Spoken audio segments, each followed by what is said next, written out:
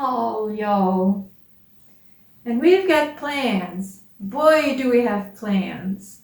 Hi, welcome to my eclectic channel. My name is Agnes and I make videos for fun. A lot of them on sewing, which is what this is. I also have a growing playlist on French songs and a spattering of other things. What we have is a size XXL white cotton blend shirt. It is long enough to be directly turned into a shirt dress. All we need to do is to make it fit at the shoulders and give it a bit of shaping at the waist. Last time, we shaped the sides of the shirt but did not stitch anything. First, we want to work on the sleeves. I'm going to start by marking the placement of the shoulder seam with a pin. After a lot of trial and error, I've determined that the best way to proceed was to work with the dress closed. By that, with the side seams pinned together, and then work on the front, flip it, and work on the back. One thing that threw me off for a loop for a while is the fact that we have a seam here that is not at all on the shoulder.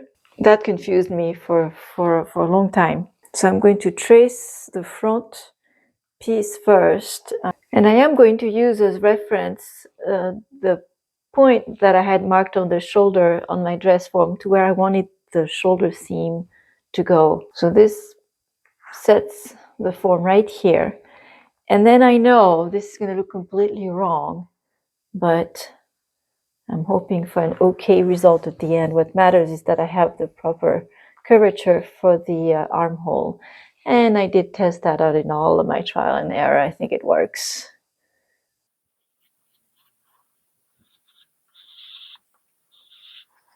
And then I need to get that marking on the back piece. That's important because I need my armhole to meet.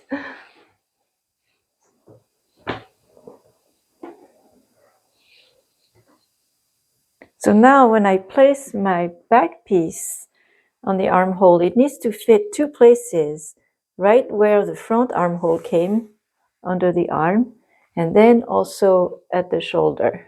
And I can tell that this will work. So now I'm going to unpin the side seam, get this back piece nice and flat, and trace the armhole. Now I folded my shirt kind of the other way. This is the front button band.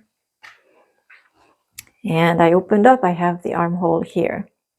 And now I'm going to cut this. I'm doing a 2 centimeter or about 3/8 of an inch seam allowance that I had to add because my blocks do not have a seam allowance.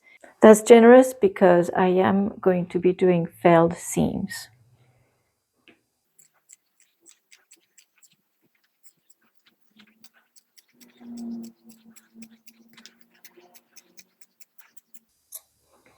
I also cut a sleeve or part of it. I just have the cap here from scrap fabric. I was looking to check two things. One was that the cap could fit into the armhole correctly. It should, but always good to check. And also I wanted to see what it looked like around my arm. And it's too fitted.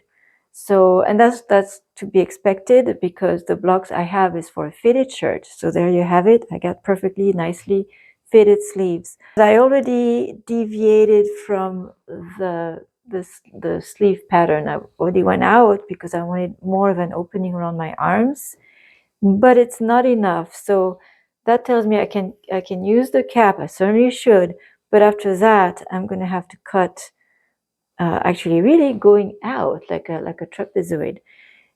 So I'll try that, and it's better if I have too much rather than not enough.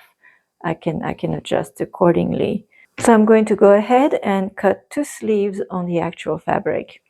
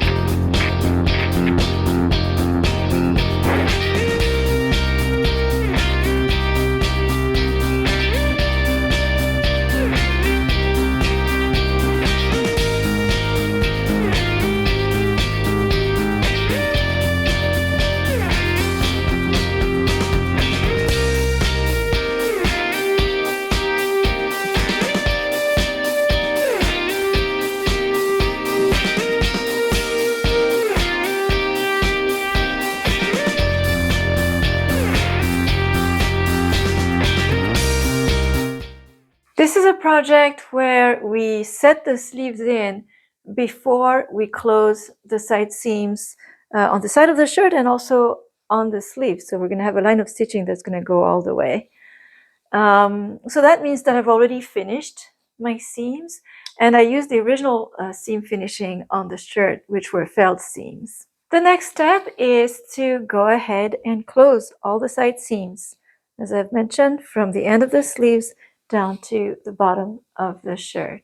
Before I stitch my side seams, however, now is the time to take a good look at how it hangs and make any adjustment required before stitching. We'll continue next time.